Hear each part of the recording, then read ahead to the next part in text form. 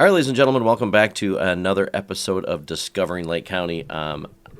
You can't even believe where I'm at. So I'm with Jim Wojdyla. How are you, Jim? Wonderful. Okay. Wonderful. We're in Volo, Illinois. Yes. Can you explain maybe to people where we're sitting right now? If you took, it's like a ADD Disney Wonka Wonderland, I guess. I don't know.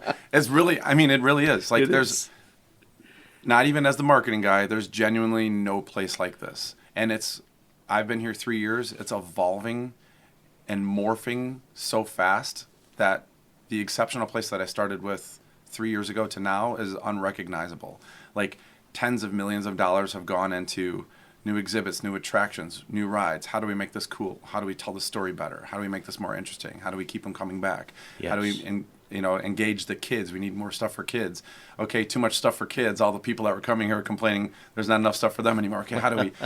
So it's just been this evolution of like, all right, how do we balance and really make this an all-day destination for truly all ages? You Correct. can antique or see the Titanic Museum, or we have live reptiles now that we're adding this weekend, so you can play with dinosaurs and do Disney ride. Like there's genuinely something for everybody. We can't even make this stuff up. Yeah. Let's put it that way. Okay, so as I remember, because I'm 52 years old, so like Volo Auto Museum has been like a staple. Like this was a treat for us to come out and check things out. So is it called Volo Museum? Now, it started as it was like an old dairy farm, and the family bought it like 65. This year's our 65th anniversary.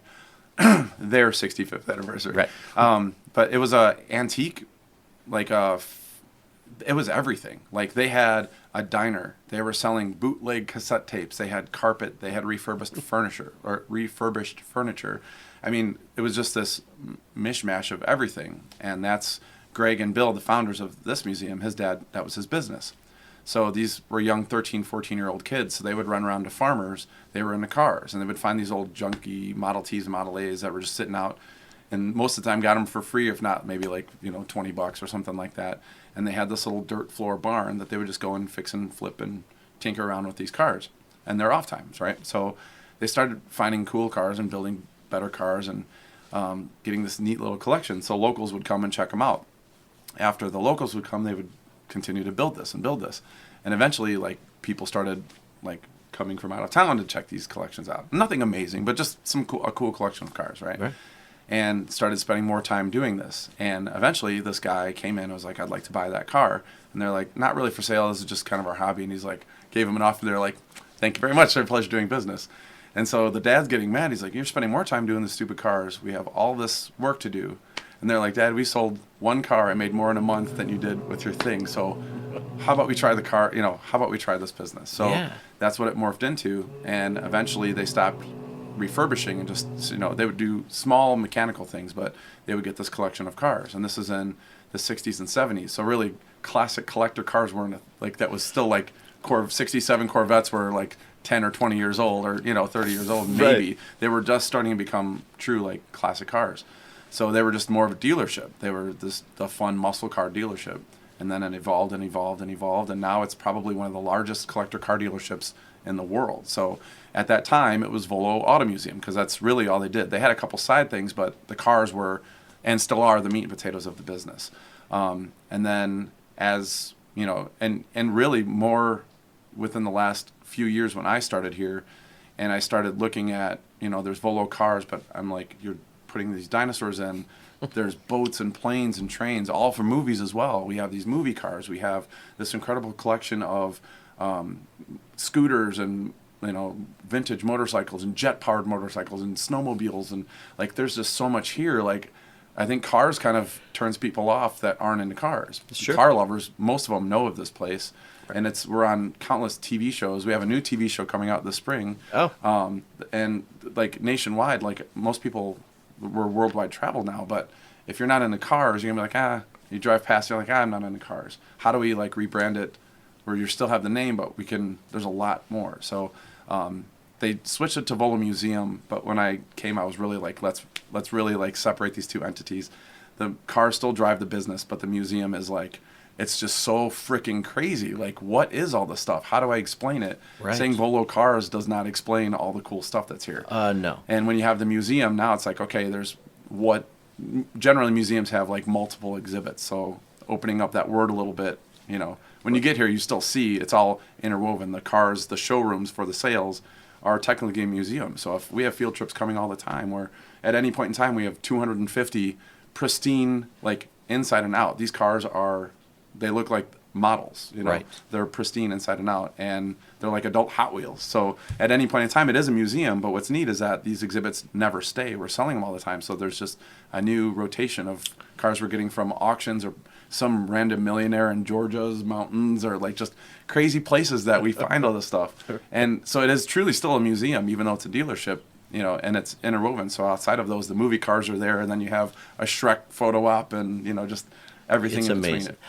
it. I consider it was funny sometimes because I'm here like at 52, but I feel like a little kid going around looking at things. But then my 8-year-old, there's all kinds of stuff for him to do too. Before we go any further, just to give everybody an example, where are we? We're looking for a place to record, and Jim says, "Oh, let's go back over here." So we're sitting in a train car, but explain where we're recording. We got about. We need a quiet place to record. I'm like, the whole museum's loud. Well, there's this one area. These are the trains that were used in Wild Wild West. It was a '90s movie with Will Smith, but it was also in Water for Elephants with Reese Witherspoon. It was on Westworld on HBO. It's been used for a ton of different things. And it was eBay or Facebook, some random thing that we got this train from, and Greg was like, absolutely, I want trains. So these are all in California. They're all in Hollywood backlots and stuff like that. So just the logistics, first of all, getting the train, we're like, that's actually a great deal for a train. And then we're like, oh, it's a piece of shit. It's all run down because they've used it for so many different things, and they gut everything to repurpose it for other movies. So it's run down. You have to ship it logistically from city to city. There's different permits and cranes. We had 2 cranes here that were like $200,000 each to rent, and at certain timing. So you book these cranes for certain times. One of them's over at the street, and then it ships it on a different truck to pull it around here, and then we have to crane it over the museum and drop it onto tracks that we've already built. So the moving parts of, they're moving from city to city, they get stopped because of permits or flat tire or whatever to get from California to here. You book these cranes, they're by the hour, like crazy money by the hour. So if they're sitting there, we're just spending tens of thousands of dollars waiting for, because that guy's late or whatever in the logistics. It was like January 3rd, sub-zero temp, right? So just crazy.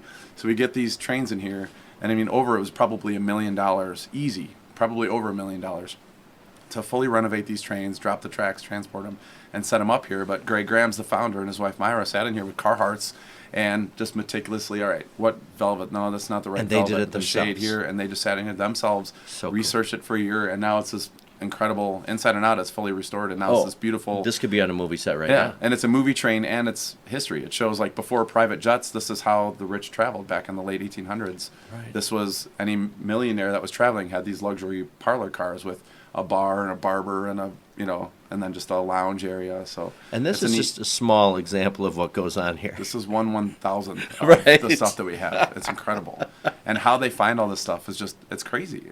And then by chance it's like, well, we can't not have it. So where do we put it? And now the next thing is, these are trains. Like where are we putting these trains? These massive, And we got these 2. There's one behind me that was from a different movie from Inception. That's a movie. It's a semi-truck that was built. And so now we have that one. So now all right, now we're adding trains. And then we had another one from the Lone Ranger that's out on our property by the highway. And they're fully refurbished, and they're movie trains and piece of history. And it's like this neat tie-in to all of it. And the great thing is that this museum is about, the foundation is nostalgia. And so, like you said, I'm a little kid when I come in here. That is so infectious because we love it and we're passionate about it. But you'll see, this 80-year-old man, just kind of creeping through, and he sees the car that he had, his first car, that, man. And there's a different life that just, my first kid, I wish I had that car. I should have never sold it, Right. And then you see them explaining to grandsons and grandkids that are like, what's this thing on a car? That's how we used to roll down our windows. Right. Just things that are just blowing their minds. Right. So it's so infectious. And, you have the nostalgia of these mechanical marvels, and then you have the Hollywood. You have the famous things where anybody that's grown up to Ghostbusters, Back to the Future, like our generation of Knight Rider and Dukes of Hazzard, and I mean those were another cast member. Those were as big. I think the General Lee got 10 times more fan letters than the actual actors on the show. Like, did they really? Crazy. So I believe it. Now, like you see, we'll have these events or a Ghostbusters event, or we got a different it's called the Stand-Up General Lee. They built it for the final episode. It was supposed to wheelie off into the sunset. Right. And for Dukes of Hazzard fans, like it was like this there's a scandal behind it and all this crazy stuff. And they ended up coming to us, and we acquired it. And through this event, and it was like national. Like people were coming from all over the country, and it was just like, I know Dukes was big, but like every single movie car we have here, whether it's Ghostbusters or Back to the Future, there's Reddit groups and online groups and Facebook groups and magazines and websites, and all dedicated to just fandom, cosplay or fandom or collections, Batmobile collections. The Batmobile stuff is crazy, like all the DC and Marvel, and so you see all these subgroups of like these nerds that are just like us that see this and they're like, what? How do you? What? Can I take a picture? Can I touch it? Like, they're freaking out. I'm like, I know, right? Because I'm sitting here every day, and I'm like, I thought I'd get used to this, and I'm not used to it. I still freak out every time I see it, And then that, so like now it's just like, how do you tell these stories? How do you find the movie car builder designer that, now we found his number. Now we're calling him, like, all right, what actually happened? How many of these? And they'll have blueprints and different stuff that no one's ever seen. So it's like sharing it with these communities. It's like it's such a niche market, but there's 400 niche markets. So then it turns into this mass market, right. Because there's so many different things. I think I like what you said before we start recording too, that like literally everything here has a story behind it, right? It's incredible. And either how it was acquired, how it was used, why it's important. It's the only one in the world. And then there's the nostalgic story, because all of this was stuff that people use. Like, I learned a word, ephemera. And ephemera is basically like all of these scooters and fiberglass boats and cool stuff that we have was not meant to be historic. It was just what it was. You needed a scooter, we invented a scooter. Right. Fiberglass, cool, all of this stuff wasn't meant to be historic. But over time, like now we look back 60 years later, we're like, wow, the invention of that scooter was for, depression, sure. and they got through, and it was 100 miles to the gallon. Oh, this makes sense. And so now, like, almost everything in here is built off of, what started as just a more necessity than anything. Right. Like campers and all that stuff weren't for, like, museums. Like, I can't wait for this to show up at Volo 50 years, 7 years from now. It was built for a purpose. Yeah, it was Great Depression. People were losing houses, so they built these campers and modifications to trucks to just drive around and look for work. And now you look back at this, and we're like, man, that time and that that generation of people were brilliant. Like, everyone had inventions or modifications or ways, and most of it was survival based, but out of that survival instinct, all of these incredible inventions and creations came about. And now we look at it, and that's history. Look at all this double-sided phone that right. all this stuff came from a crazy idea so long ago. Right. So it's so neat to share. And it's fun, and I think it makes people, you can appreciate things a little bit better, especially bringing the young ones here and go and explain like little things like it's crazy. Yeah, from like a phone that's plugged into the wall. It's neat with iPads and like I have a 6 and 8 year old that grew up on screens. Yep. So like I thought this is just going to become more of an old person's museum, because all the stuff like animatronics, we grew up at Chuck E. Cheese and whatever, but like people think those are creepy as F now, But Five Nights at Freddy's and all this other stuff came out, and we have a Rock-afire Explosion animatronic show. There's only 2 in the world that are fully operational and public. Well, the licensing it took like 8 years to get the licensing for this stuff, and now we partnered with the owner, the original creator that lives in Florida. He's writing new songs for the first time in 30 years. The Rock-afire Explosion animatronic show has a cult following like nothing else in our museum. It's absolutely insane. We did a ribbon cutting. Yeah. People are coming from other countries that have only been here like once, like here as in the United States, and they came to sit and watch this animatronic show. It was absolutely crazy. So now did you ever think you're going to be saying that out loud? No, never. We knew like it would be cool, but like for our like Brian's art, I think he's 49, I'm 47, you're 52, or yeah. Like that's all what we grew up with. So we're like, it's just cool to have that, because I remember watching it. And then you see this, and now it's like the animatronics have this whole new, like kids love seeing robotics again, because they're so used to this flat screen where you don't see any of the guts. You don't see how it works. Yep. You just expect it to work. Yep. And now they're like, how are the eyes, like they see these little pistons, and they look behind and they see 400 hoses that are air pressured, and what triggers the music, and how they're Like, right. they're playing the instruments and they're just like blown away by it. And so now there's like this neat recycled appreciation for mechanics all over again, because they've never seen anything like that before. They didn't grow up with it. So now when they see the stuff, they're like, what? Like, it just blows their mind. So it's crazy. It's this neat perspective, unintentional perspective. Right. And it seems like here that there's a lot of unintentional things that have happened. Like, I'm sure that way back, no one would ever thought there was going to be a dinosaur exhibit, right? Yeah. I mean, where how does that even come about? It would start. It was Brian had the idea to do some animatronic dinosaurs. So we're on about 75 acres. So 35 acres is the museum grounds. Most of that's paved with buildings, and then the other half we acquired maybe 10 years ago. And it's a great location because it's right off of Route 12, right going up to Wisconsin, and we're like right in between Chicago and Milwaukee. So that's like, it's prime real estate. And so they cleared out a lot of those forests and put, like a flagpole there and just some basic things. And then over the years, like, man, we should really utilize this space more. It'd be neat if we put some animatronic dinosaurs and had people walk out there and just hang out with dinosaurs, right? So they found this company, and as they're doing, they're like, look, it's raining today. Like, Illinois sucks 75% of the time. Like, why would we put it outside? And so they took one of the old antique malls and gutted that. And that's like a 15,000 square foot space. So like, we do this year round. Now it'll preserve the dinosaurs because they're mechanical. They're going to, even weatherproof, they're still going to break down with the elements and temperatures, fluctuations, and all that stuff. So they decided, let's do that and let's make it its own entity. And now we have a mini golf course and playground, and it's its own entity now. It turned into this little idea, and almost everything was just kind of by accident. And you found it, and you're like, man, the people are really responding to this. It comes up on eBay or Facebook Marketplace, or because we've been around for so long, people just reach out to us. Hey, I got this. Someone just, like last month, there was a bunch of old retired fire chiefs, and they have this. It was like Lake McHenry County Fire Museum. It had like 4 or 5 engines, all the gear, but from like the 30s and 40s. All these really classic, well-kept, preserved engines and suits and all of their gear and stuff like that. And they're like, we have no succession plan. We don't know what to do with all this stuff. We'll just give it. I don't even want you to buy it. We just want someone to take care of it and like carry this on, because they're sick and dying off. And that's incredibly we're honored that you came to us with this, but like, we have to build a building, to do this. And like, the hard part of like, and now we're still only 20. I think we were 20 when I started. Now we're at $24.95, and people still are like, oh, it's so expensive. If I take my family, it's $100. And I'm like, do you understand like what it costs? Like, for when we did a separate admission for Jurassic, like, that's millions of dollars, and the upkeep for it, those dinosaurs. Sure. We have to fly people from China. There's no like Amazon parts that we can fix this stuff, And like, when we keep adding the snowmobile and all these other exhibits, like, we're not charging any more for it, And you we're can spend a whole day here.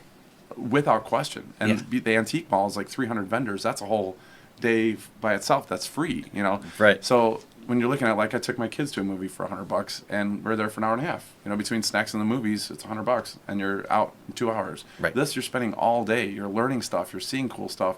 You don't see this stuff anywhere, and you can come back. Memberships are like $60. Like, you can spend summer vacations, like stay-at-home moms. They get these memberships, and they're here all the time. They sit at the playground, let the kids play, and bring lunch and just hang out. So like, we're trying to show like all of the stuff that we're doing and adding, like, to add those fire engines. I mean, that would cost us. We'd have to build a building, get permits, like, heat it. Now, there's more things for our operations crew to maintain and do, and and we don't charge anything extra. So now we're in this tough spot of like, do we let it go? Does it find a home? We'll try and help you find a home. And if we don't take it, what happens? Then we feel awful if, like, you're just in this weird spot of like, what are you going to do with it? So tell me about the Titanic museum, because that's like, and how do you know how that came about? Like, so it was right around when I first started as well. We got this 1912 Renault. It's this. If you saw the movie Titanic, there's a part where Jack and Rose run in like the shipping area, and they see this car, and they end up like making out and doing it in the car, right? Right. So that car was actually on the Titanic. It was the only car on the Titanic. And there was only 2 ever made. It was a French prototype car. It had like 6 fenders. It was really cool. And back at that time, we had Model Ts. We really didn't have a lot of incredible cars for rich people to drive. There was kind of like a couple brands, and that was it. So they would go to Europe, find these incredible cars at the same time, and ship them back to the States. So that's what this car was doing on the Titanic. So we found this 1912 Renault, perfectly restored in mint condition, and its sister is at the bottom of the ocean with the Titanic. This is the only other one in the world, right? So we just kept it as, we're going to have this car, and it's going to be this beautiful addition to our exhibit. So as Greg, because he's Greg the founder, he's connected forever, and his, between Donley auctions and Mecum auctions, like all of these entities he's known for decades. So when he's like onto something and he has a bug up his ass, now it's like the only thing he thinks about. So now he's like, we should do something more with this Titanic thing. This is really cool. Wow. So he starts making calls and finding things, and we start ending up with these vehicles, 4 of them owned by passengers on the Titanic, like prominent passengers on the Titanic. These cars are like a 1906 Peugeot, hand painted, like a serpent for a horn, like just absolutely stunning. If you know nothing about cars, these cars are incredible. Like there's $6 million worth of cars just in the Titanic Museum. Wow. And so the tie-in was, all right, you can't go get more stuff from the bottom of the ocean, so how do we still make this authentic but still represent like what we do? And once we had these cars, we're like, well, the auto museum side, this is perfect. So we designed it as, when you walk in, it's like boarding the dock.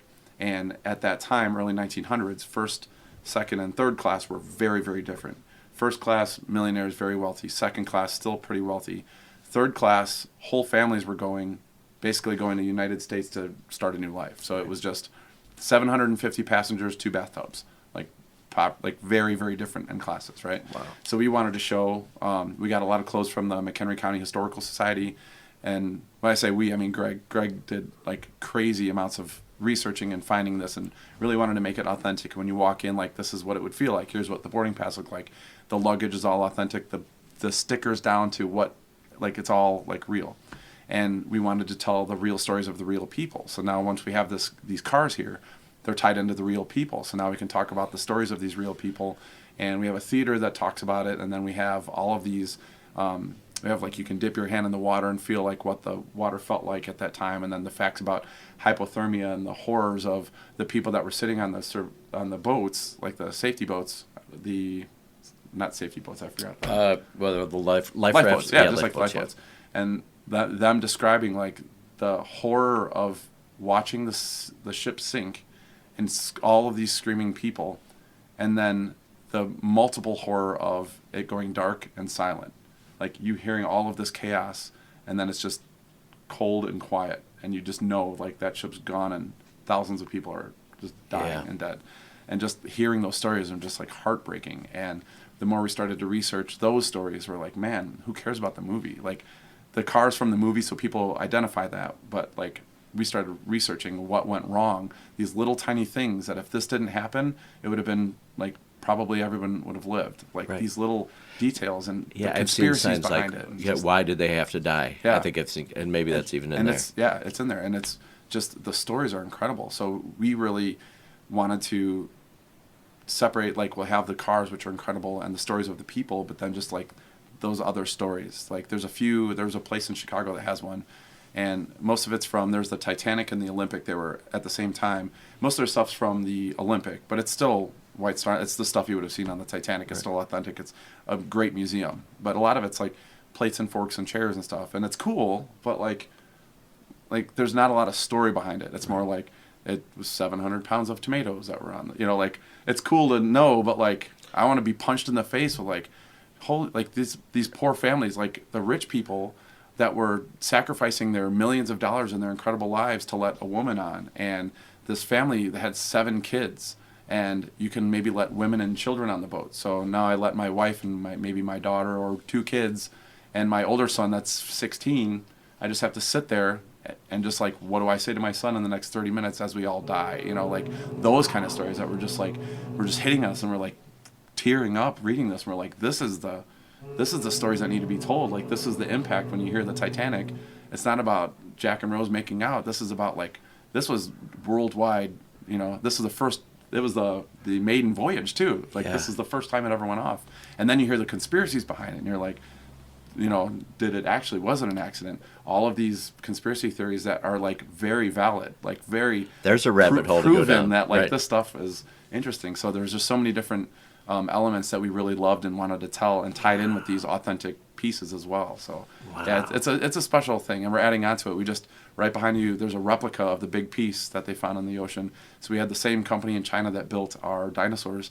It's full metal. It took like cranes to build this thing too. So we're going to show, like on the flip side, we have a patio that we're building out, and that's going to show like the difference between the first class cabin and the like third class cabins, and a little bit more about that is really cool. So nothing is ever done. Like as soon as it's done, we're like, it'd be cool. Next? Right. Like honestly, everyone, and the problem is like Brian warned me right when we first started, like, careful, like I love your good ideas, but as soon as you put it out there, man, we're going to jump on it, and you're going to have to execute it, And now we have our military museum's doing a full overhaul. We're building a snowmobile museum. We have this going on.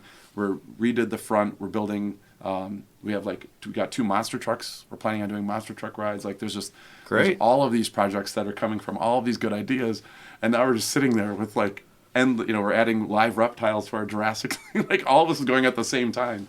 So I love it, but now I'm like totally understanding. Anytime, like, you know what? Never mind. Not even gonna say it. I'll just email it to myself in 6 months, and then see if I'm still excited. I'm just gonna shut up and keep going, because there's just so many, and it's all amazing things. Like I love that the family trusts me enough to be a part of it, because it's really neat. Like to see they genuinely.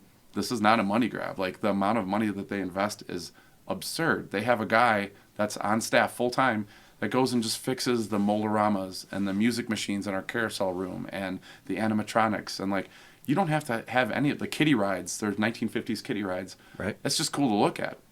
They want you to hear it and smell it and like experience it. And so they have 2 guys full time that they're hiring with benefits and everything to just keep the stuff going, so that kids, grandparents can show their kids, or kids can understand it for the first time. And like that passion, is real. Like it's a legit family business that they want to preserve history and show this cool stuff off. Yeah.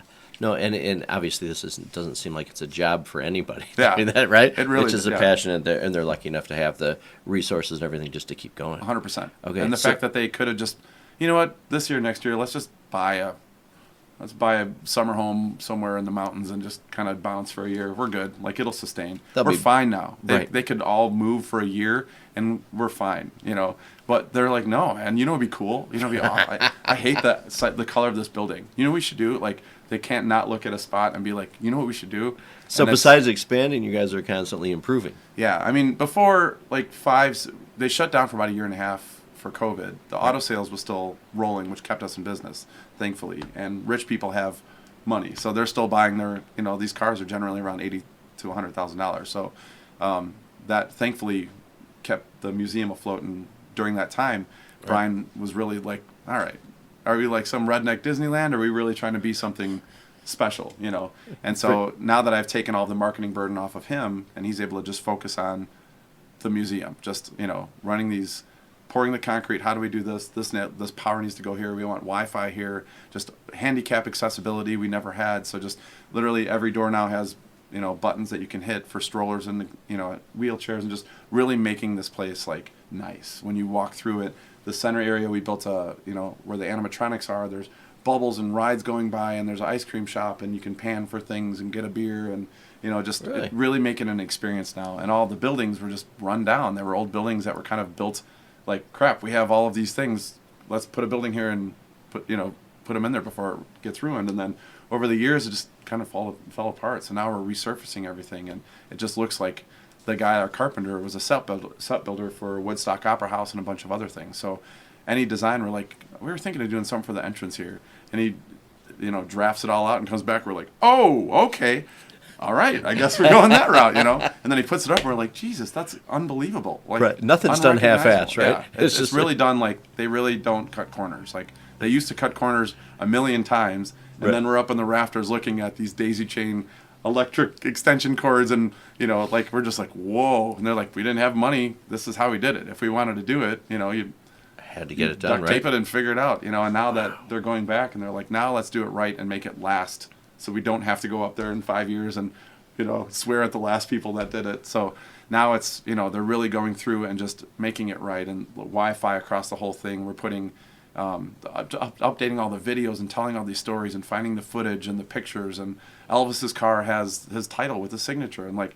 no one sees that stuff. So like being able to like tell the stories of how we had it and check out this video, this like a clamshell, like no one ever sees that stuff. Right. And it's just now like we have videos where it's showing like, hey, it was on this TV show. We were on TV here and we had this, and check this out. And the Chevy Chase drove this car and signed it, and we have video of it, and just showing like these stories, because that's really what makes this place special. It's not the stuff, it's the stories. It's all the, you know, the story and the history thing or whatever. And that's what I love about the place, especially when you talk about like Chevy Chase, because you guys have the family truckster here, yeah. That's with the honky lips and everything. All right. I absolutely love it. And anybody that's like, it's like you were talking about, like 80-year-olds, like even me coming here, like makes you feel young. Totally. Right? Just to walk around, and it's like, whether it's goo goo gaga and over a car I can't afford that I want to have, but teaching the younger people and the stories that come through it, I think make it really and awesome. The significance. I mean, when we were growing up, TV was totally different. The Saturday morning cartoons and the TV shows that we watched, there were 15 TV shows in the world, and we watched all of them religiously over and over and over again. So like now it's just like with the streaming services and everything, there's just, and like name 5 shows you're watching. It's on 4 different platforms or whatever, on Netflix or YouTube or Pieces, or like there's just, and it's great. There's an abundance of great content, but they'll never have that, like, no. Even our parents, like, they grew up with a handful of shows, and that's all they watched. So having those cars here, it's like, that means different than if iCarly, you know what I mean? Right. Like, there's just so many shows that it's significant to a smaller thing, right?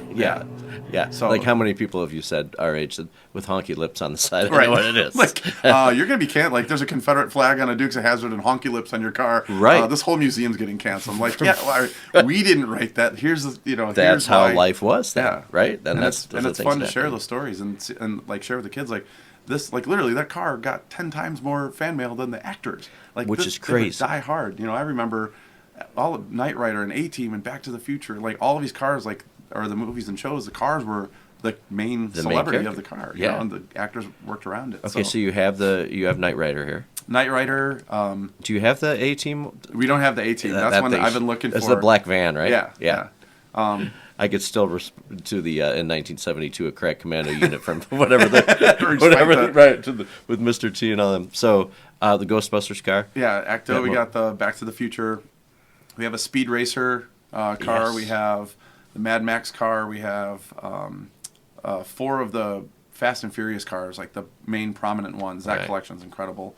We have like souped up Ninja Turtles van. We have I can't even think. Christine, the original Batmobile, the Tumbler Batmobile, both cars from the Munsters, the Family Coach and the Dragula. We have a car from the Simpsons that we just got in. We have, I mean, it's crazy. Like I'm missing probably 15 or 20. Yeah. But like, well, no, you have to come here to see it. It's all over. I mean, and it's really neat to see them up close. And what I'm trying to do is really tell those stories. Like, not only tell the story of the significance of the show, why we nerd out when we see it, right? But then like how they shot those shows. Dukes of Hazzard went through 310 cars to the point where they were like, film crews were helicoptering over yards, like putting signs like, "Can we buy your car?" Like they were desperate. It was like a shortage of Chargers because they were like just like, those are great stories. Where even if I grew up watching that, I had no idea behind the scenes that that's what they were doing to make the show happen. At the end, they were running out of cars and they had a minimal budget, so they started using models like remote control, like 8-size cars to launch these crazy jumps, because every year they had to up the stunts to keep them watching, and then they're destroying more cars because of it. So like you learn all these behind the scenes, you're like, no shit. And then you go back and you're like, that's totally a remote control car. It's like 80 feet in the air, like, all right. But we didn't on that one there. We didn't think that way then, though. No, it was amazing. That's fantastic. Yeah. So just the stories are just, it's so neat to really dive in and research, and then the Grams family are so connected that they know a lot of those people. They know the original mechanics and stuff, and we can do a FaceTime or a Zoom and actually, like, from their mouth, no, here's what happened. No, man, that guy was an ass. This is what we did. We did all this, and they took the credit. Like, hearing the real stories, and you're like, man, that's so cool. I'm a little kid just kicking my feet and just listening to all these crazy stories. You're not excited about your job at all. Okay, could you imagine, like, after being here and having hands-on, and obviously you're very creative and all these things you do, could you imagine, like, what in the hell would you do after leaving here? I don't know. Honestly, no. I mean, it's constant stimulation. It's like, I'm very ADD, so this is just like perfect for me. You have to be. At any point in time, the jobs are different, the demands are different, the ideas are different, right? And it's never been done before. You know, maybe not in the world, but definitely not here. So it's like we're all right. How do we figure this out? How do we make it happen? And then we got these guys here that can either build it or fix it or tweak it, or maybe we can rig up this app that can trigger this to make this interactive. And you know, it's like all of the ideas. There's no boundaries. It's always like, let's go way out here and then reel it back to what we can actually do. And the people that you're working with encourage it, which is great. 100%. Right? Yeah, it's like, great. Yeah, how far can you push the limits to do really, and they love really it. cool and shit? they're just, then when you pull it off, you're like, yes. Right. You know? They're like, all right, on to the next 4 ideas, you know, that we're still trying to figure out. It's got to kind of be fun doing stuff like that and then watching your first, you know, people come in and walking around the museum to see it and like feed off their reaction to be like, that's cool. And I love between like podcasts and TV interviews and news crews and stuff, and they're like, you know, come down to the studio. I'm like, if there's any way you can come here, like, I can't explain it. A 45-second B-roll doesn't explain it. You'll just be like, what was it? Like, was that intentional? What would you B-roll? Yeah, like and how fast it's so hard to package it. But when they come out here, I'm like, before we even do an interview, just give me like 45 minutes. Let me just show you everything. Right. And like let them like process. And once they do it, they're like, okay, I get it now. You know, I'm like, I love doing these because like it's so hard in a commercial or a quick TikTok to tell people like how this started and what this is and like the genuinity.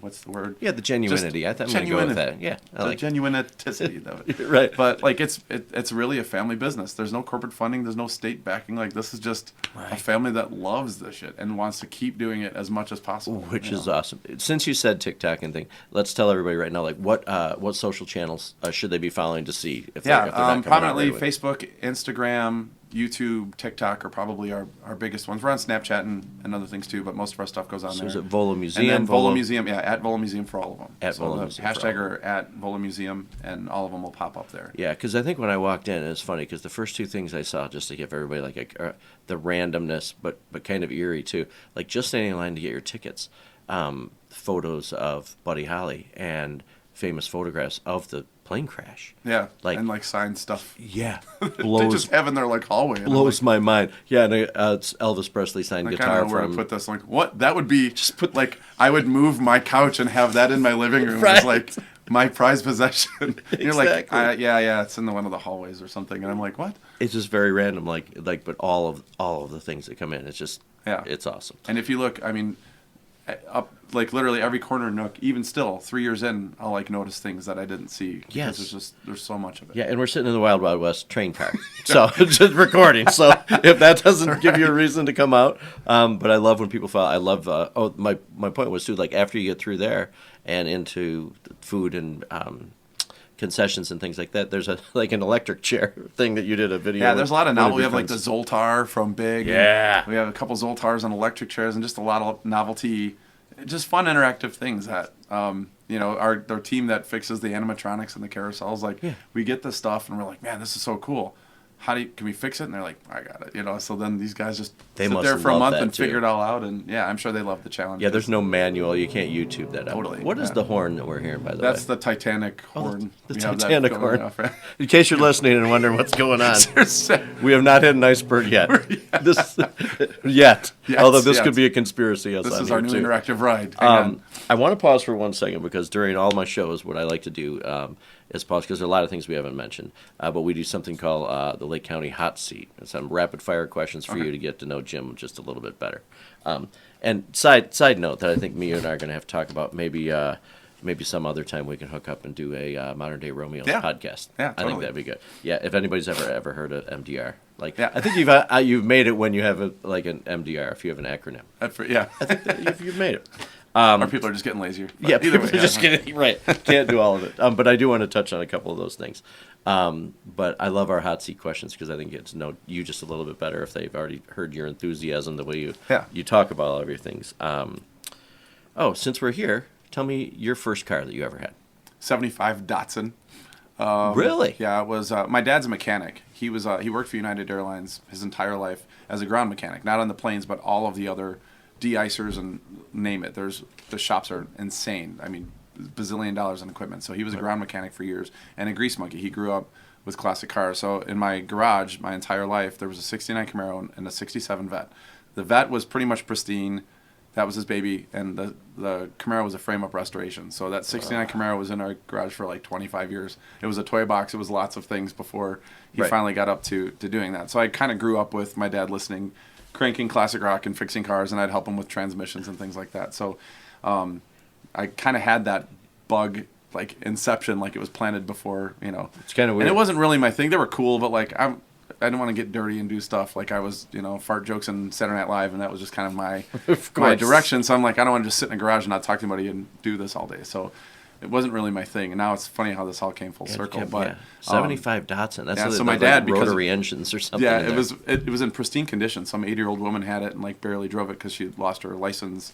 And so I just sat in a barn, and so he got it, and it was like, it went, I think, 9 miles an hour, but it was like this. It was actually in really nice condition. So and that was your first I went from ride. that to like a 79 Cutlass and like the maroon on maroon with the saggy cloth roof. You know, like I had all those cars because my dad would find them. He's like, yeah, I got them for like next to nothing. All I had to do is do a trans job and boom, and here you go. Here's a car. So I was like, all right. Hey, just have a ride. That's good. Yeah. Now, where did you grow up? Marengo. Oh, you grew up in Marengo. So you haven't strayed very far then. Over the years I have. I've lived kind of all over the place, but I came back here. I like this McHenry, Lake County area is just where I've spent the majority of my life, and you know my network here is large, and just the communities and the people are great. So absolutely, it's a different kind of place, even though the Midwest weather sucks. But it's okay. Did you play sport in high school? I played basketball. I'm 6'8", so you're 6'8". I didn't I knew have you a were choice. tall, but wow. Yeah, 6'8". You had to play basketball. I didn't have a choice. Like, I'm gonna dance, Mom. She's like, get your ass on the basketball court and pay my retirement, please. And then I'm like, I was probably this 6'8" and like 110 pounds. I'm like, and white as white could be from Marengo. So I'm like, yeah, Mom, there's no. Did you play in college or anything? No, I went to MCC and played there, and then I went to Columbia College downtown. Okay. And they didn't have any sports programs or anything, and I was more like marketing and art, and that was what I was into. So I just kind of. Wow. I'm still obsessed with sports and have like 7 fantasy football leagues and stuff like that. But you have to. I can't drink beer and play sports. No. Well, they're not supposed to. It doesn't work as well. Babe Ruth might disagree, but yeah, there's a lot of guys. I was like just going through Instagram watching the guys smoking cigarettes in like the dugouts of the old pot. I was like, things have changed. Totally. Kind of like all the stuff we're talking about. Yeah. If you had to have a theme party at your house, what would it be? Oh man, we were actually just thinking about this. I think my biggest influence is Saturday Night Live, just because of all the different characters and the music side of it, and just all of the different cultural things. So the 50th anniversary just came through, and so with a watch party, I was like, everybody comes, but you have to dress up in like a theme. So love it. Yeah. So and there's like endless, that's every generation and like you name it. So you can make cheap costumes or like crazy elaborate costumes. So I love it. I've never had that answer before either. I love that. Have you ever eaten a roller dog from a gas station? Man. I have all right, this stays between us. I promise we won't tell The roller anybody. dog and the taquitos, the roller taquitos. Yeah. So I had a dinosaur business where I was traveling all the time, and so we'd stop at a gas station to get stuff to like on the way there, and we were living in hotels. So I have an unhealthy, like my wife judges me pretty hard for like I'll stop and like grab some. She's like, "What are you doing?" She's like, "You're gonna get instant diarrhea." I'm like, "I know, but I love roller dogs and roller taquitos. More taquitos than the dogs. Those like taquitos. They have breakfast ones and lunch ones and spicy ones, steak ones. I'm glad that I found like someone. bubblegum shrimp. You really struck a chord. I didn't mean to ramble on about the roller dogs. Next question. Right, just moving strike on. that. Okay, so the things I love, roller dogs. What percentage that you think Bigfoot exists? I'm 6'8", so pretty strong. I'm assuming it probably is my ancestor. Right, good relation, something. Okay, so this is fun for you being a musician too. What would be your walk-up song? Oh, you walk into the movie, slow motion. What is your anthem? What's playing? Jeez, that's a tough question. Well, especially for you, ones. Right?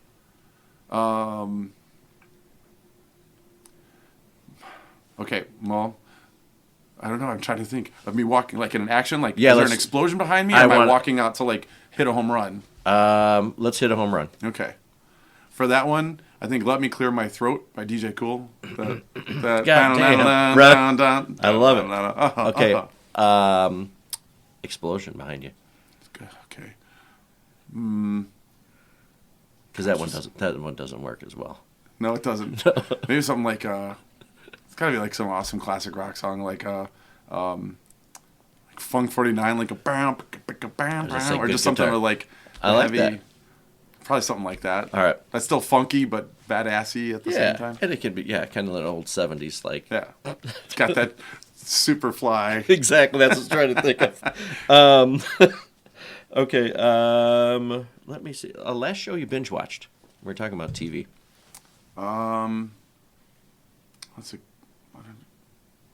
So we watched Gangs of London, which is, I love like John Wick movies and those kind of movies. So Gangs of London is like that. Like it's very Sopranos. A eye falls out and there's, I think a main character dies in every episode. Right. So we just finished that and we started watching Severance. And if you can't go from one extreme show to another, we're just like, everyone dies. We're like, we needed to like a break after watching it before going to bed. Yes. And then we see Severance and we're like, what?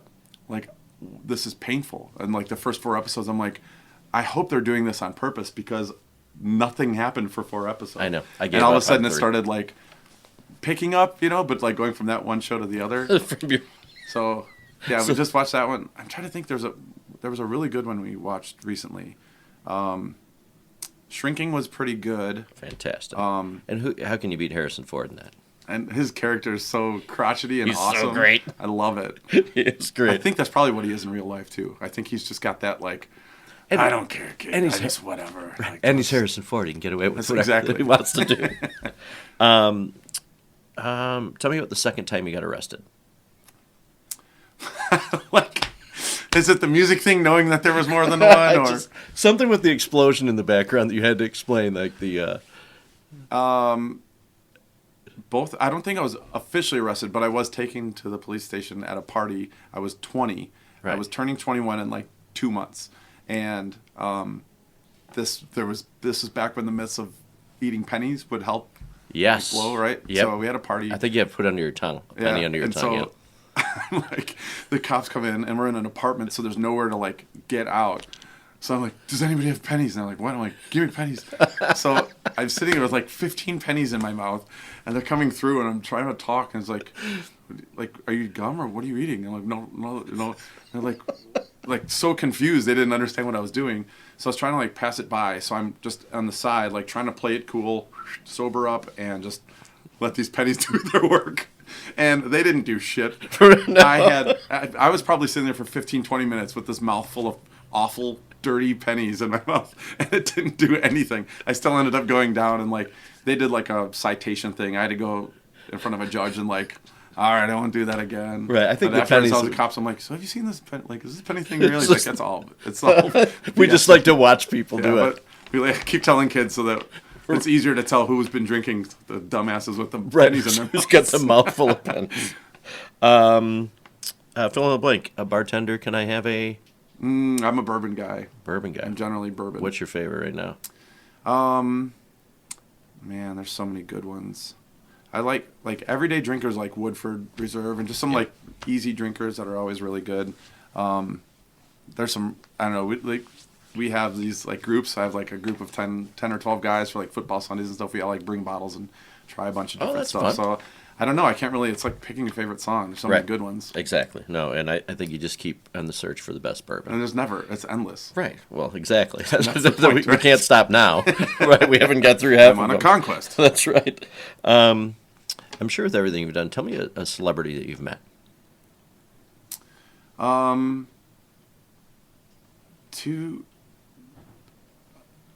was a huge sports fan. I loved basketball growing up. So there's two. I'll tell you the flip side. The worst celebrity was this guy Latrell Sprewell. I know. Like growing up, like obviously I was a Bulls guy, '90s, but like Latrell Sprewell was just this little badass guy that I loved watching, and he was like my favorite player. Mm-hmm. And fast forward, decades later, I'm at a Milwaukee Bucks game with my friends, and we go to this club. There's like clubs right across the street, and it's like a Tuesday night, so no one's in this club, and so we go up, and like all the booths were open, and everything was like the VIP booths. So they're just like, yeah, just sit wherever because no one's here. So we're sitting there, and the booth across from us, are all these Bucks players, like all the and this is like before Yana, so this is like the bad Bucks. Right. So they were all my height, which is like the most surreal thing ever, because I'm like, what? Where do you buy pants? Where do you buy shirts? You know, so like I wasn't even talking basketball because I was just so thrilled to have other Giants with me. So we're talking, and I'm like, let me buy you guys, like, you know, I'll buy you a drink, whatever. What are you guys drinking? So I go to the bar, and the bar's empty. There's one dude talking to this girl leaning up against the bar, and the guy's like, oh, man, Latrell Sprewell. And I'm like, that's Latrell Sprewell? I'm like, oh, that's awesome. And they're like, no, man, that guy sucks. And I was like, what? And he's like, don't talk to him. I'm like, I have to buy him a shot or something. I don't even want a picture. I just like, this was my childhood guy, you know? Right. So I walked up to him, and he's like leaning, talking to this girl. And it's just him talking. They're having a conversation. No one else is around. Like, it's literally like they're standing here. So I walk up. You know, I'm like patiently waiting because I see they're in a conversation. I don't want to be rude. I'm waiting a minute. And if I'm like, excuse me, like, Latrell Sprewell, he's like, yeah, what's up, man? You know, and he didn't really, like, look at me, and I'm like, listen, I grew up watching you. Like, I'm a Michael Jordan guy, and you're still, like, one of my favorite players. Can I just buy you a shot? I just wanted to buy him, like, just say I did a shot with Latrell Sprewell. How cool would that be? I could tell my friends. I'm out. And yep. So he's like, all right. I'm like, okay. And he started talking again. I'm like, I'll just pick one. Right. And he didn't like answer. So I'm okay. So like getting more and more like I don't belong here. So I get the shots. So I'm standing there and I'm waiting, and he's just like, you know, whatever. And I'm like, so like it felt like 4 hours. It was probably like 2 or 3 minutes. So I'm like, hey man, sorry to bother you. Like I just want to do the shot with you. And he goes, all right. He gets it back to me, and I'm holding an empty one in the phone, and I'm like. Like you're the waitress. Oh, man. So I walk back over, and all those Bucks guys are like, I told you he sucks. And I was like, God. Meet your heroes. That's great. So, yeah. Never meet your heroes. That was awful. And then we were at a celebrity golf outing, and Tim Meadows from Saturday Night Live. Mm-hmm. It was like Lindsey Buckingham from Fleetwood Mac and Bill Murray. It was a Murray Brothers event because it was in Chicago. And it was like all these like random celebrities. So Tim Meadows was like taking pictures the whole time, and I'm like, hey, like I'm a huge Saturday Night Live guy, so I'm like, can I take a picture with you? I'm like, can we do like a fun picture? Like, can we both laugh, pretend like we're laughing really hard? And she's like, sort of both like, ah. So we take the picture, right? And he's like, oh, that was fun. Like everyone's just taking pictures. That was cool that you did that. I'm having a drink back at the club after it's done. If you want to have a beer, I'm like, absolutely, that'd be awesome. I'm just geeking like Fleetwood Mac and Bill Murray. Like that's just I'm an SNL guy, so I'm nerding out. So I go back and. We go into the bar, and there's only, like, a handful of people, and Bill Murray's at the bar. And I'm like, whoa. And he's like, hey, Tim. He's like, hey, Bill. And he sits down next to him, I'm like, this is awesome. So I, like, sit next to him, and I'm like, hey, I'm just going to hang out with Bill Murray. And Tim Meadows. Right. And so I had a beer, and they were, like, the Cubs game was on, so he was just watching the Cubs game. We were just talking Cubs, and, like, nothing, like, like, no pictures, nothing. I just hung out with, and it was, like, the best experience ever, because we were joking about stuff, and like, probably 15, 20 minutes, you know, not a long time, but just, like, I got up, I was like, oh, man, nice to meet you guys, nice, you know, and then left. And I was just like, holy shit, I just hung out with these guys. What the hell like, just happened? Talking whatever, you know, sports and things, nothing entertainment related. And that was, like, one of the best experiences, because it was just, like, seeing them, and, like, if I were to meet you, this is literally what we would talk about. It was just kids and sports and weather and what's, you know, like, it had nothing to do with them at all. It was pretty cool. That's awesome. Yeah. Better than Latrell Sprewell. Yeah, Latrell Sprewell, that guy. F that guy. That's one name I haven't heard in a really long time, except for going through like old basketball cards with my son. He's like, is this guy good? Yeah. I'm like, yeah, he's good. I'd take Latrell Sprewell all day. Okay, so because of your other passion of music too, like, do you have a go-to karaoke song? Do you ever have to go to karaoke and I used to host karaoke before I never took singing lessons or anything. You could probably tell. I wasn't going there. Yeah, you could tell. But I used to host karaoke, and there would be, 10 people. There were little dive bars that I was hosting karaoke, and I didn't like just standing and singing if no one would sing. Right. So I'd start working the crowd and entertaining them, and getting them involved and interacting. Sure. And so I would sing 15 to 20 songs a night, and it was everything from Neil Diamond and Kenny Rogers or metals. Like I'm ADD, so like I would almost like pick a song. Shaggy, all right, pick a song. Britney Spears, whatever it would be. I would just like sing them. And because of that, then the band now, it's funny because now we play this diverse set list of music, and it's all about interacting. It's like it all stemmed from karaoke. So that's fun. Long story long, I've sing like everything. I almost like to sing things I've never sung before because it's just fun to like see how it sounds or see what the reaction would be. Oh, I'm sure, especially because I like when you guys do like mashups and things like that. Yeah, where you can do all just 80s good, 90s jams. See how they all like, fit and yeah, just to kind of have a lot more fun with it. But I did get dared to sing Tequila one time. It's like one word, and I had a couple beers. I'm like, yeah, that'd be a fun one. It's like a classic, and I was like, oh, very fun. Like I'm standing up there awkwardly. I'm like, like right. You didn't realize until you actually started to think about it. All right, I'm gonna go sit down. Let's just do one more. We'll do one. Because you get to meet a lot of people, and there's certain people you meet that that from being an entertainer and kind of read crowds and things. What kind of traits when you meet somebody? What impresses you when you meet someone? Have you heard law of attraction? Of course. There's just like the general energy. Man, I think just the energy of people. It's interesting. Everyone's interesting. I genuinely think everyone's interesting. Everyone has a story, and everyone has experiences, and everyone has perspectives. Yes. And the more people have, like, you can meet these really famous CEOs and stuff, and they have great stories and they're successful. But talk to the janitor, talk to other people that have been around it, talk to the driver, talk to the chef of the 4 celebrities that you've talked to. Like, yes. There's so many stories and how they got there and what they did, and just like meeting the people here.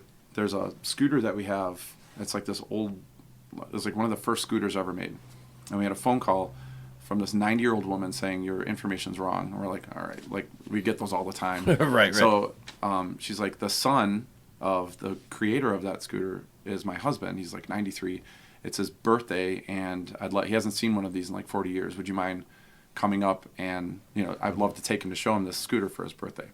So I was like, sure. So we set the whole thing up. They came up, and he's like, he has some blueprints and a couple things. And at first I'm like, I'm gonna have to sit with these 90-year-olds, have to babysit them, like get them like mobility scooters and talk, and like in the back of my head I'm like, I have 4 projects going on right now. This is gonna be half a day just to get this, but like it's pretty cool. And he has some brochures, so at least I can scan it, like, and get some like neat artifacts for the museum, right? Sure. So, and she's like, I was like, would you mind if I took a couple pictures or maybe a quick interview, just like a 2 or 5 minute interview, just ask him a couple questions because we need to have that historic stuff. Because he was there for like the creation of this. So they're like, yeah, absolutely. So they get here, we set up one camera, not expecting to be more than just a quick interview.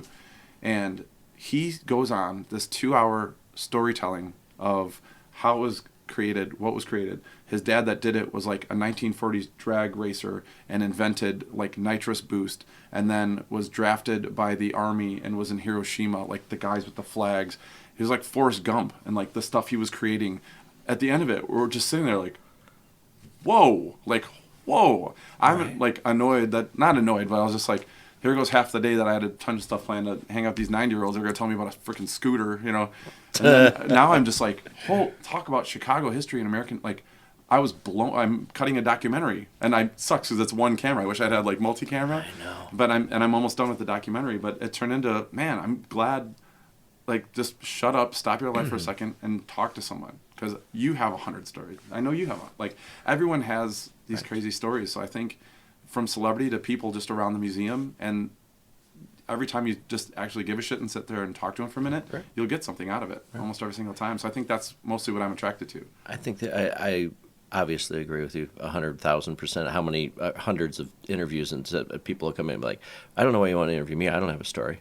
And you sit down and like, some things I've dreaded going into, when I walk away, I'm like blown away. Like, that person, did you know, like random, right? Because everybody has a really cool story. Totally.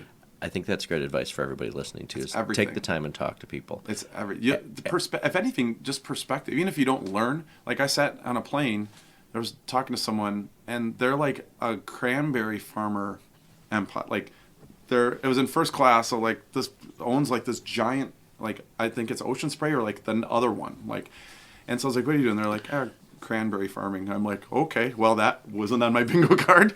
And then as an hour and a half, 2-hour conversation about frickin' cranberries. I know, right? Just the perspective of the business and how it, like there was just so much that I took away from it. I don't remember anything about cranberries, but just like that story of how they started and what they did and how they produce it and ship it and the complexities and the costs, and like just they like started breaking it down. I'm like, I was blown away by how fascinating that conversation was about freaking cranberries. Right.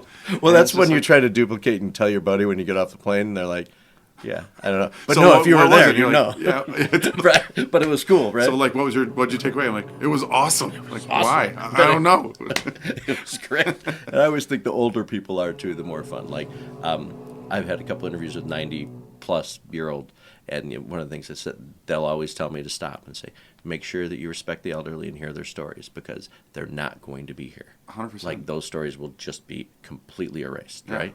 And to have something like this with your grandma or something to look back at would be amazing. My to see, mom or my dad set up, I was probably 15 at the time, and both of my grandparents are from Poland, off the boat Poland. And they came here not knowing English when they were probably 15, and they like literally had a sign. They would walk into factories, I need job, I need job. And they would write like, come Monday, and like send it, they would like, that's how they started. Unbelievable. So as they were getting older and older, they were probably upper 80s, my dad brought, and this is like camcorder days, so it's been a while. But before they both passed, we just sat in their little kitchen. He set up a tripod like this, and he just asked questions. What was childhood like? What'd you do? Yeah. Like, just ask random questions, things he knew. But now looking back with kids, and I can watch, like, these are your grandparents, and they were talking about how they found these jobs, and, like, what a brilliant, and, like, not edited, right? It's just, like, them in between, right. Like, my grandma always talked over my grandpa, and then, like, the stories they had and their perspectives of life and their perspectives of kids, and just, like, man, that's, like, what a cool time capsule. I'm so happy I did that, you know? And just, they have so much to offer that you're like, whatever, old guy, and then you sit down, that perspective is priceless. Yes. Oh, and by the way, it's passedonlegacy.com is the other company that I have that we do that. But I like what you said because you get the nuances of people, right? To hear like your grandma tell or facts talking are great, over, but like, man, just like right, just to watch like them. in the middle, like, all right, who's hungry? Like, no, grandma, we've only been here 20 minutes. Like, just their and you the way, show your kids that totally, right? Because they would never know. How cool is that? That's your great grandma was this priceless, like awesome lady. That's great. Okay, so as we're wrapping up, I try to keep everything right around an hour. So the museum here, obviously, there's wrapping up. There's something for everybody. Yeah, it doesn't really matter age. There really is, right? man. It's for kids, especially in the summertime. Spring break now, we have events where like it's free for kids 12 and under. But we have Princess Superhero events. But then we have Fireball Tim coming in July. He designed like 400. He has like 400 credits for movie design concepts. Everything from like the gadgets and Men in Black to Batmobiles and the Son of the Mask car and just this really, again, like 100 stories. Right. So we have events for all ages. Our Titanic Museum, the ice cream parlor, the antique mall, like half the stuff here, seniors love it. Like senior groups love it. And then, field trips, there's our animatronic dinosaur park, our Disney displays. During the summer we have trolley rides, we have double-decker Disney bus rides throughout our whole property. And there's always stuff going on, and we keep adding more events. Everything from like a Barbie day to we have live reptiles now. So now at any point in time you can come see these, and regularly you can hold pythons and learn about reptiles, and there's genuinely something for everybody here. That's awesome. I got to bring my little guy out during spring break just to have him come check it out. I love it. Okay, and make sure everybody with listening, make sure you follow on the socials on all of those. I'm expecting some more good TikToks out of you too. By the way. Man, it's a fun addiction, and the beautiful thing is there's just so much content here that it's just we can do. Oh, you could just sit here every day and just do like little short form content all over the place. Yeah, it'd be a lot of fun. Anything else you want to mention? Anything else you want people to know about Volo? No, I mean, follow our socials. We have a lot of content, and we're really this year, once these massive projects are done, it's the storytelling. So we're really focusing on YouTube and Facebook, Instagram, TikTok, really showing you like a lot of behind the scenes things, and just some things that you don't normally get to see, even if you were to come here. Right. To hopefully get more excited to come and see it in person and see how awesome it is in real life. That's very cool. Well, thank you very much for having us. Thanks for having me. I appreciate it. Lake County, hey, wherever you guys are listening, whether you're on watching this on YouTube, whether you're on Spotify, whether you're on Apple Music, wherever you happen to be, make sure to the subscribe button wherever you're at, because then every week you'll be notified of a new guest from Lake County. And I always tell everybody that I recommend you listen to people you don't know, because it's really kind of a cool way to build community, and Absolutely. we learn all these great things. Absolutely. And as I always end, hey, we never know what our friends, family members, anybody, just a stranger on the street, and we never know what people are going through. So get out there and do at least one random act of kindness today, whether it's talking to a cashier at the dollar store, where it's shaking hands with somebody, or even just giving somebody a smile. It means a lot, and it can change their entire day. So, Jim, thank you very much for having me. I literally, sorry to interrupt you. I literally, like last week, was at a store, and my daughter's 8, and there was like a woman that was just kind of like, you could just see like that face. Yeah. And I'm like, Charlotte, tell her that her earrings look pretty when you go up there. And she's like, she walked up there and, whatever. She's like, you have really pretty earrings. And her entire body changed, like literally complimented her earrings. And she was just like, thank you. Like, you just saw that shift. And I was like, you always remember that and do that all the time. Isn't that cool? Little tiny thing will impact. That's a domino effect. So I love that you just said that. Yeah, Sorry. That just happened like a few days ago. So I was like, keep being a great dad. I agree with you. Right. And it's sort of like, just be a good human. Yeah. Be nice to people. Yeah. Right? Be a nice person. All right. This was awesome. All right. For having me. Hey, Appreciate thank you it. very much. And hopefully, I'm going to get you to commit so it's on here. Come back and talk to do modern day robots. For the modern, yeah. Yeah. I'd love that'd to. be fun. Yeah. All right. Thanks, brother. Hey, and appreciate it. hey, Lake County. We'll see you next week, everybody.